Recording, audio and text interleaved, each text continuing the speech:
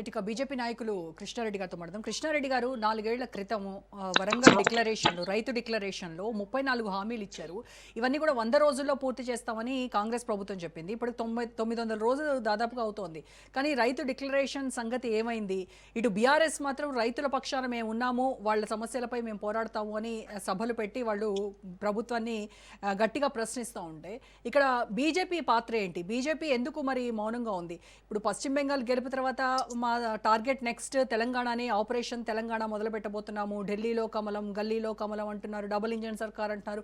మరి ఇలా రైతుల కోసము ఇక్కడ జరుగుతున్నటువంటి హామీలు అమలు కానిటువంటి హామీల పైన బీజేపీ గళం ఎత్తితే కదా నెక్స్ట్ మీరు మరి అధికారంలోకి రావాలి అనేటువంటి మీ నమ్మకాన్ని ముందుకు తీసుకెళ్లేది.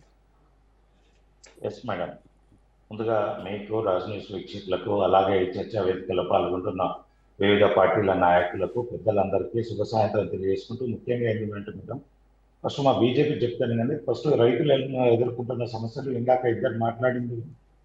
యాక్చువల్గా రైతుల దగ్గరికి పోయి గ్రామాలకు పోయి చూసేయడానికంటే బ్యాంకుల దగ్గరికి పోయి రైతు రుణాలు తీసుకున్న వాళ్ళవి రైతుల ఖాతాలు ఎన్ని బ్లాక్ చేసిందో చూస్తే ప్రతి గ్రామంలో 60 to 70% ఆఫ్ ది అకౌంట్లు బ్లాక్ చేసినవి ఉన్నాయి మేడం. ఇది వాస్తవము.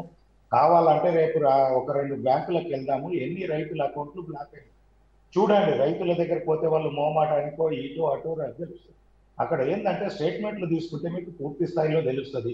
వీళ్ళు ఏం చేశారు, ₹1,00,000 ₹2,00,000 లోపు ఉన్న వాళ్ళకు రుణమాఫీ చేస్తున్నారంటే 2 లక్షల పైన 2,50,000 30,000 40,000 ఉన్నోళ్ళు వాళ్ళు అవి ఆ పైన ఉన్న అమౌంట్ మీకు కడితే 2 లక్షల లోపు చేస్తే మేము రుణమాఫీ చేస్తామంటే అప్పులు సప్పులు చేసి 50,000 60,000 30,000 ఎంత ఎక్కువ ఉన్నది అది 2 లక్షల లోపుకు తీసుకొచ్చి రుణాన్ని తీసుకొచ్చి కట్టుకున్న తర్వాత ఇక ఇప్పుడు 2 సంవత్సరాలు దగ్గర సుమారుగా అయితే దాని గురించి అతి గతి లేదు, దాని గురించి మాట్లాడిన పాపాన పోవట్లేదు కాంగ్రెస్ ప్రభుత్వం.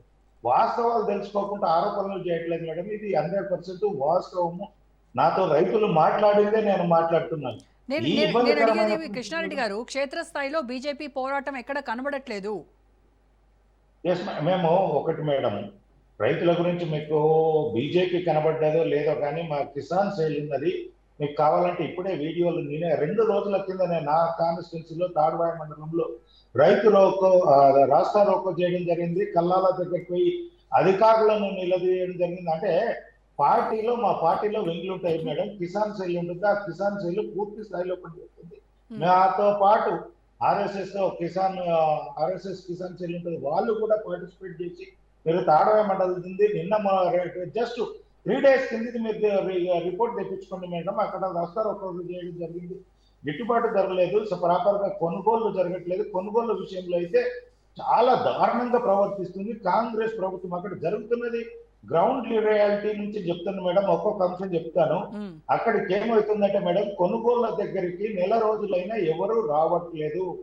ఎమ్మెల్యేలు వచ్చే ప్రారంభోత్సవాలు చేయరా, రైతులు పంట పండించి అక్కడ కొనుగోలు కేంద్రం దగ్గరికి తీసుకొచ్చిన తర్వాత ఎమ్మెల్యే వచ్చి ఓపెన్ చేసేదాకా ఆ కొనుగోలు వారం కానీ 15 రోజులు కానీ అలాగే పెడుతున్నారు. ఇది ఎంతవరకు సమంజసము? ఎమ్మెల్యేలు ప్రారంభోత్సవం చేస్తేనే కొనుగోలు జరగనా లేదో అనేది కాంగ్రెస్ పార్టీ ఏమైనా జీవో తీసుకొచ్చుకుందా, కాంగ్రెస్ పార్టీ ఏమైనా మేనిఫెస్టోలో పెట్టి ఈ సిద్ధాంతాన్ని పెట్టుకుందో చెప్పాలి. అలా జరగట్లేదు. వచ్చిన తర్వాత కొనుగోలు చేయాలంటే అక్కడ పూర్తి స్థాయిలో అధికారం లేదు. మనకు ఇక్కడ వాస్తవంలో జరిగింది ఏంటంటే మేడం, జిల్లాలు పెరిగినాయి, మండలాలు పెరిగిన తర్వాత రైతు వేదికలు వచ్చిన తర్వాత దానికి అనుకూలంగా వ్యవసాయ అధికారులను రిక్రూట్మెంట్ జరగట్లేదు. మండలానికి ఒక్కరిద్దరే ఉన్నారు. ఒక్క నిమిషం మేడం, నాకు వాస్తవం చెప్పనివ్వండి. ఆ రైతు కొనుగోలు దగ్గరికి అధికారులు ప్రాపర్ గా పోవట్లేదు. ఇప్పుడు సొసైటీలు ఉండే ఇంతకుముందు ఆ సొసైటీల పదవి కాలం అయిపోయింది, అధికారుల ఇష్టారాజ్యం అయిపోయింది. కొనుగోళ్లు పెట్టి కాంటాలు పెట్టిన తర్వాత కూడా లారీలు అలగేషన్ జరగట్లేదు. లారీల అలగేషన్ కూడా 10 days 15 days జరుగుతుంది. అది కూడా తరుగుతోటి మళ్ళీ ఏంటంటే అక్కడికి ఇక్కడ అయిపోయిన తర్వాత లోడ్ అయ్యి గోడౌన్ పోయిన తర్వాత అక్కడ వాళ్ళు ఇది తడి ఉంది, ఇది ఉంది, ఒక పూర్తి స్థాయిలో ఇంత ఉంది, తరుగు వచ్చిందని చెప్పేసి వాళ్ళు కింటాలు తరుగు తీసేసి వాళ్ళు చిట్టీలు ఇచ్చి మళ్ళా డబ్బులు రావడానికి ఎన్ని రోజులు ఓకే, పడుతుంది? ధాన్యం కొనుగోళ్లు ఈ సరిగా ప్రభుత్వం ధాన్యం కొనుగోళ్లు సరిగా జరగట్లేదు, పేమెంట్ సరిగా జరగట్లేదు. జరగట్లేదు. రైట్. ప్రభుత్వానికి చిత్తశుద్ధి లేదు, వ్యవసాయ శాఖ ప్రాపర్ గా పనిచేయట్లేదు. రైతు రుణమాఫీ అన్నది ఇక అది అటకెక్కిచ్చేసేది.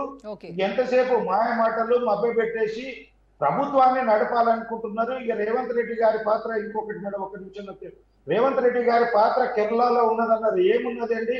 తెలంగాణలో అవినీతి చేసిన సొమ్మంతా తీసుకుపోయి కేరళలో పెట్టడం జరిగింది. అక్కడ రేవంత్ రెడ్డి పాత్ర సుస్పష్టంగా ఇక్కడ అవినీతి సొమ్మును అక్కడ పార్టీ పనిగా పంపించుకొని చూపించిండు, అంతే తప్ప కానీ కేరళలో గెలిచింది 5 గ్యారెంటీల హామీతో అని చెప్తున్నారు. 5 గ్యారెంటీల హామీ, ఇక్కడ 6 గ్యారెంటీలకు 5 గ్యారెంటీల హామీల అరగంట హామీల 5 రాష్ట్రాలలో ఎన్నికలు జరిగినాయి.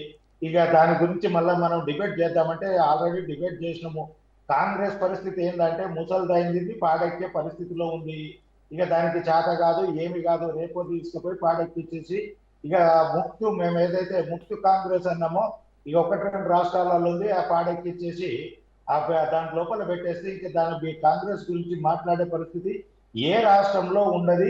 ఆల్రెడీ ఇక్కడ తెలంగాణలో అయితే బీజేపీ కానీ బీఆర్ఎస్ కానీ వేరే వాళ్ళు ఎవరు చెప్పకున్నా సరే కాంగ్రెస్ నాయకులే వాళ్ళే పాడెక్కించుకొని బొందబెట్టుకునే పరిస్థితి తెచ్చుకుంటున్నారు.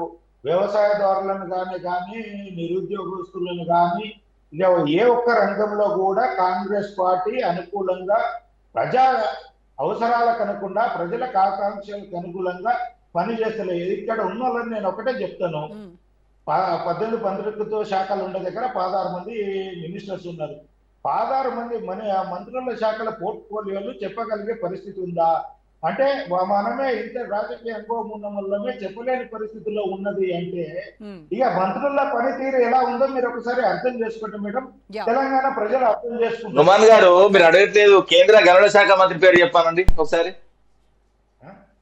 కేంద్ర గనుల శాఖ మంత్రి పేరు చెప్పండి. కిషన్ రెడ్డి గారు. మనోడేనా కిషన్ రెడ్డి? నువ్వు బాగానే అయితే వాళ్ళ పోర్ట్ఫోలియోలు వాళ్ళకి తెలియదు, వీళ్ళ పోర్ట్ఫోలియోలు వీళ్ళకి తెలియదు.